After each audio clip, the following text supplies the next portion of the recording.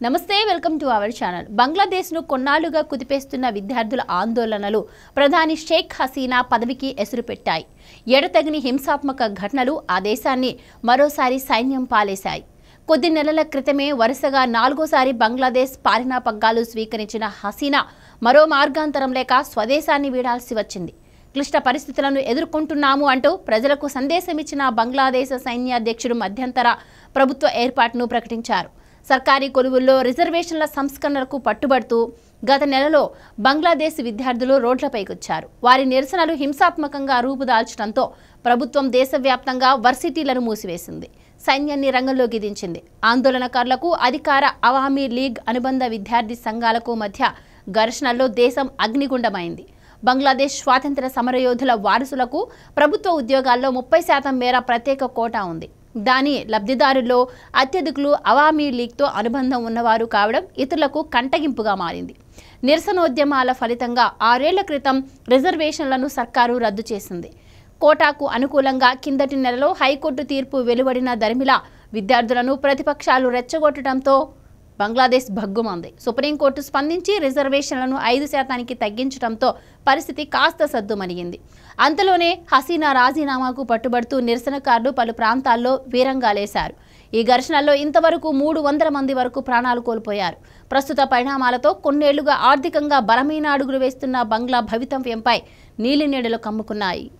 బంగ్లాదేశ్ జాతిపిత ముజీబుర్ రెహమాన్ హత్యకు గురైనప్పుడు ఆయన కుమార్తె హసీనా విదేశాల్లో ఉన్నారు. 1981లో మాతృభూమికి తిరిగి వచ్చిన ఆమె ఆర్మీ ఆగడాలపై అలుపెరగని పోరాటం చేశారు.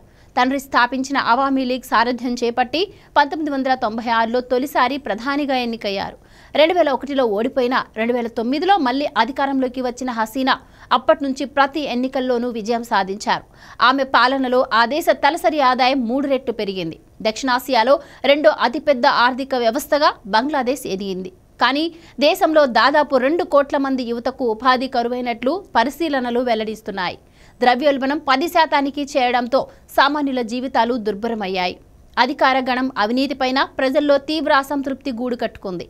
ఇన్ని ప్రతికూలతలు ఉన్నప్పటికీ ప్రతిపక్షాలు ఎన్నికలను బహిష్కరించడంతో ఇటీవలి సార్వత్రిక సమరంలో అవామీ లీగ్ గట్టెక్కింది. హసీనా హయాంలో భారత్ బంగ్లా బంధం బలపడింది. 2023-24లో ద్వైపాక్షిక వాణిజ్య విలువ 1.17 లక్షల కోట్లు. ఈశాన్య భారతంలో వేర్పాటువాదులను అరికట్టించడంలో ఇండియాకు హసీనా చాలా సహకరించారు.